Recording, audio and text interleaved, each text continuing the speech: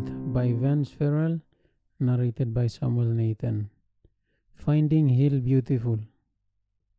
Search for a new school site. Even though by the turn of the century the Battle Creek Sanitarium was a leading treatment center, the special work God had for our people in medical missionary work was not being done. In 1903, Ellen White wrote, quote, "Medical missionary work is yet in its infancy. The meaning of genuine medical missionary work is known by but few," end of quote. Taken from Special Testimonies, Series B, number 8, page 28. In this study, we will learn that the blueprint for a medical missionary training center, although as a result of Ellen White urging both the Paradise Valley and Glendale property had been purchased for use as sanitarium, neither provided exactly what the Lord wanted. 3 years before locating these properties, she described a certain property in Southern California, which she had seen shown at night in vision.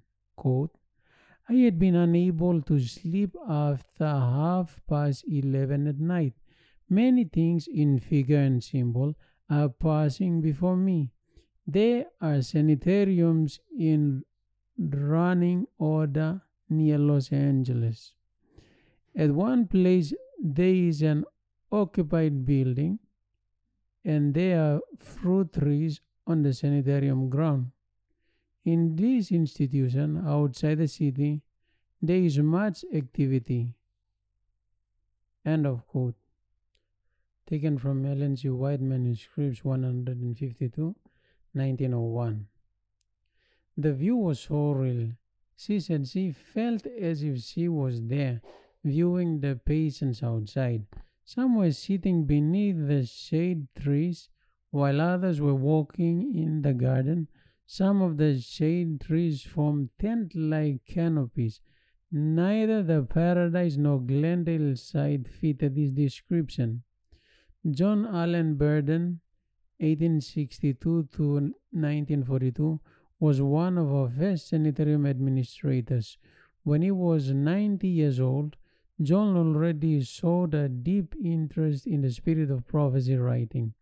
In 1882, he entered Herzberg College. 9 years later, in 1891, he became manager of the St. Helena Sanitarium.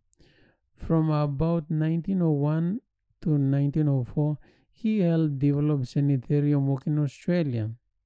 In 1900, soon after her return from Australia, Ellen White made a home which was called Elmshaven in Pratt Valley, just below the St. Helena Sanitarium, established in 1878.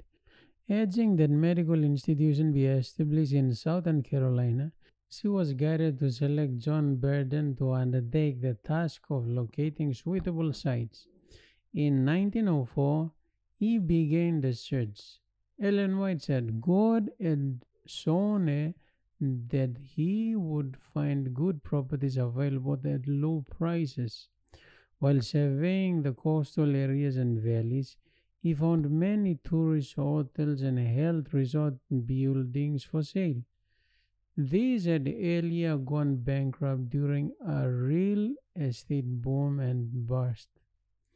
2 of these were purchased privately on advice: the Paradise Valley Sanitarium at 1904 in National City and the Glendale Sanitarium at 1905. Further inland, near San Bernardino, was a Victorian-style complex called the Loma Linda Resort Hotel. When the original owner went into bankruptcy in the 1890s, the property and its extensive acreage was purchased by a group of Los Angeles businessmen and physicians who wanted to develop it as a health resort. Renaming it Loma Linda, which means Hill Beautiful, they remodeled and richly furnished the hotel, added 5 patient cottages, and a recreation hall, and then extensively landscape the hill behind the facility. By this time, they had $150,000 investment in the property, but by 1904, with few patrons and desperate for a way out, the group put it up for sale. In early 1905, Ellen White journeyed south. When she arrived at the San Bernardino Valley, she was impressed to instruct Elder Burden to look for a property in that area which could be used for a community sanitarium. Shortly afterwards, Burden found Loma Linda. The hotel ancillary building and 76 acres were for sale for $110,000. The seller wanted to rid themselves of this white elephant, yet they hoping the buyer would make it succeed as a medical facility, so they told Baden he could have it for $40,000, later discounted to $38,900. Ellen White told John to accept it. The option was signed on May 26, 1905, with a down payment of $1,000. Also included in the sale were shares of stock in two water companies. These were important since water is scarce in that area. Ellen White visited Loma Linda. While he was living in Loma Linda a number of years ago and researching its history, David Lee was entrusted by Dr. and Mrs. L.H. Longan with manuscripts entitled Story of Loma Linda, written by John Burden, our pioneer organizer and manager at Loma Linda. The document is also to be found in document file 8A at the Ellen G. White estate. Here is the first of several excerpts from the manuscript. It describes Ellen White's first vision in the place, which occurred on June 12, 1905. Quote, after the return from Washington of the absent members of the South Carolina Conference Committee, a meeting was called and we were asked what had been done about Loma Linda property. We explained that we had secured $1,000 for the first payment and had signed the contract for the purchase of Loma Linda at $40,000.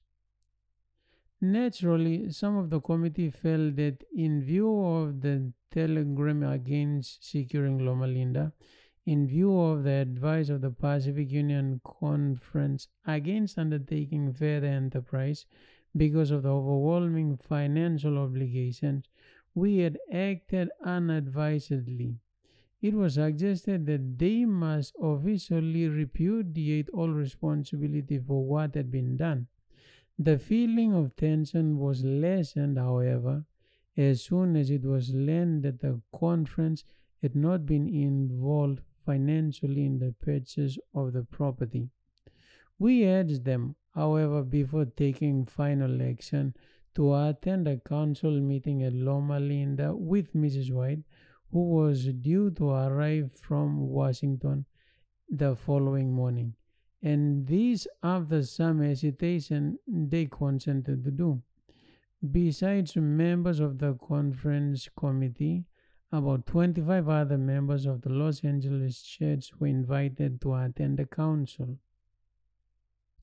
Ellen White arrived and the meeting was held on June 12, 1905. E.G. White Biography, Volume 6, page 17. We quote from there now. Opening quote. The next morning, about 10 o'clock, the train from Los Angeles stopped at the Loma Linda station in front of the sanitarium.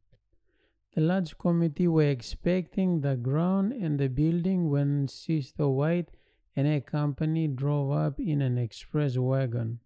Their train from the east it stopped at Redlands Junction.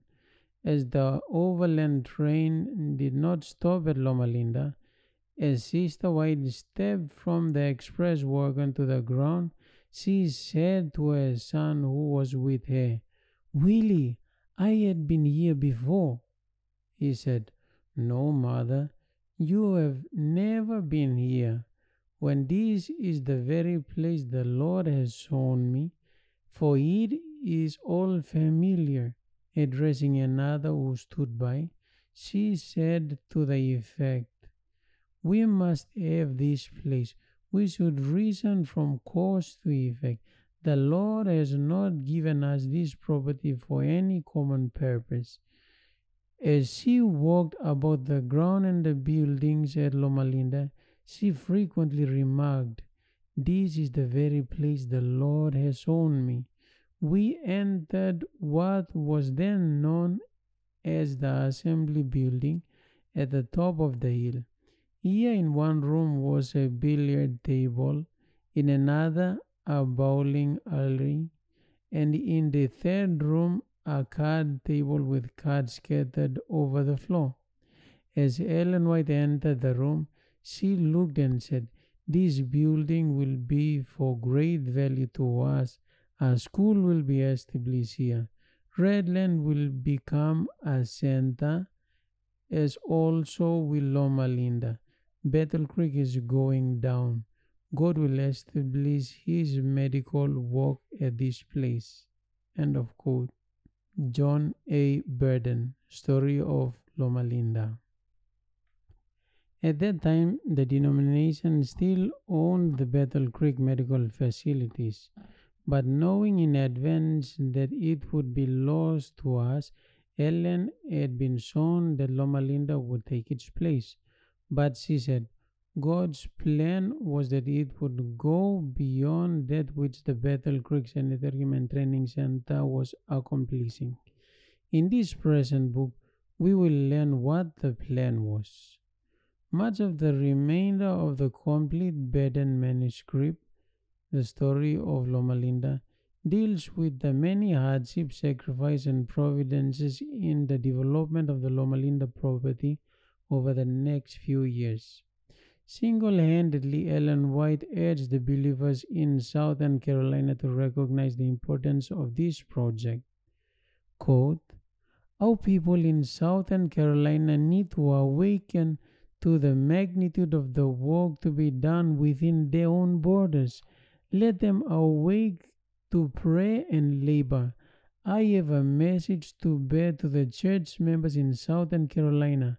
Arouse and avail yourself for the opportunities open to you." End of quote. Taken from Special Testimony Series B, number 3, page 30 to 31. On June 20, 8 days after her arrival, the Southern Carolina Conference accepted the property as a denominational institution. After Elder Burden gave a description of the property to the assembled delegates, Ellen White spoke, followed by the conference president. In an official report of this meeting, it is recorded, quote, "He then stated that Sister White had said that this sanitarium should be the principal training school on this coast. At this point, Sister White interrupted him and said, 'This will be,'" end of quote. Minutes of Southern California Conference, June 20, 1905. When God says to do something, it can be done. It can be done, that is, if we will believe and obey. A small conference of only 1,400 believers was able to pay $20,000 before the end of that year, and the balance within another 3 years. Quote, "The counsel of the Spirit of Prophecy had been confirmed. As we move forward in faith, the Lord opened the way for us, and the money came from unexpected sources. Nearly all were at last convinced that truly God was carrying forward the enterprise. End of quote. Baden, Story of Loma Linda. Well aware of the possibilities if the blueprint was followed, she wrote that year, quote, "It is difficult to comprehend all that this transaction means to us." End of quote. Letters 291, 1905. By April 15, 1906, the enterprise purchase price had been paid and the dedication service was held on the sanitarium ground. Quote, "We should appreciate Loma Linda as a place which the Lord foresaw we should need and which He gave us." End of quote. Marigold Ministry, page 56. Quote, "I desire that all the work of this place shall be a correct representation of what our health institution should be." End of quote. A.G. White, April 20, 1911. It is well to pause here and consider John A. Burden. As you will learn in the coming pages, it was he who shouldered the full responsibility for fulfilling the Spirit of Prophecy blueprint for Loma Linda until he was stopped. Quote, "He was calm, quiet, naturally courteous, but emboldened to audacity by his faith in the Word of God. Behind a non-committal coolness of manner blazed an ardent and heartwarming fervor of loyalty and trustworthiness and a single-minded purpose to bless his fellow men. Mrs. White knew him well and valued him highly. To him went a main counsel and support in this matter, and through him she saw the providences of God unfolding step by step." End of quote.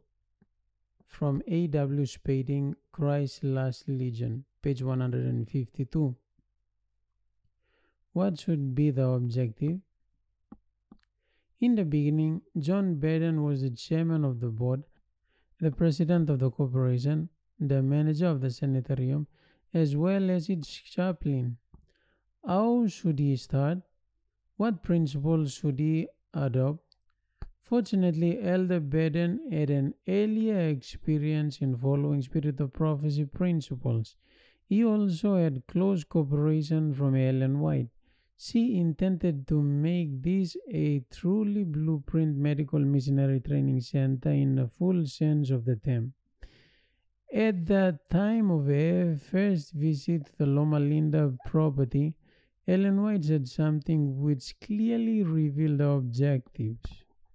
Quote, "While in the amusement hall, that is of Loma Linda property, she remarked, 'God will re-establish his medical work at this place. We are further from the true picture of medical missionary work than when we first began. He never designed that our work should blossom out of its professional and commercial way in which it stands before the world today.' That is at the Bethel Creek Sanitarium. We have educated bedside nurses when we should have educated missionary nurses to go into the houses of the people and the villages, towns and cities, ministering to the people, singing gospel songs and giving Bible readings. Those who do this work will reap a rich harvest of soul, both from the higher and lower walks of life." End of quote, taken from J.A. Burden, Story of Loma Linda. Not bedside nurse, but missionary nurse. A radically different type of nurse and physician training program was envisaged. The plan was not to train medical personnel merely to staff hospitals, but to labor in the communities of America and throughout the world, ministering to the needs of people, giving them Bible studies, and bringing the final message to their lives. School begins. During that summer, the first nursing students, most of them young people, arrived, and some on-the-job instruction was given. The sanitarium opened to patients on October 9, 1905, and that winter, as many as 55 patients were cared for at one time. In November, Julia A. White, MD, no relation, recruited by Ellen White, arrived to be the sanitarium obstetrician and head of the training program for nurses. Formal instruction began early in January 1906. Shortly afterwards, the conference elected Warden E. Howell, 1869 to 1943, to be the first president of this new school in Loma Linda, 1906 to 1907. He had earlier taught at Hertzberg and Emmanuel Missionary College, then became president of Hertzberg, 1904 to 1906. Like Baden, Howell was solidly for the blueprint. This new school in Loma Linda was given the name Loma Linda College of Evangelists. His task was to gather a faculty and help Elder Baden organize nursing, general collegiate, and evangelistic medical curricula. The next year, 1907, Howell was sent to fill a missionary appointment in Greece. It seems strange that the General Conference would suddenly decide to send him to the Mediterranean. Howell knew nothing about the area or the language when this important work at Loma Linda was barely beginning, but this pattern would continue. George Kenneth Abbott, MD, took his place as head of the school, 1907 to 1909. As you may know, this was the same Abbott, another solid pioneer worker who wrote an outstanding little book on hydrotherapy, technique of hydrotherapy, and was co-author of the later Physician Therapy in Nursing Care, which was one of the 6 books the present author used in the preparation of the Water Therapy Manual, page 294. That is $10 plus $2.50. Both of these books are now out of print. The manual is an excellent hydrotherapy instruction book available from the publisher of the book you now have in hand. It is one of the most complete books on the subject available today. This is fortunate since there are not many thorough books on the subject available today. The complete book is also included in the 3rd edition of the present author's 424-page 8.5 by 11 Natural Remedies Encyclopedia.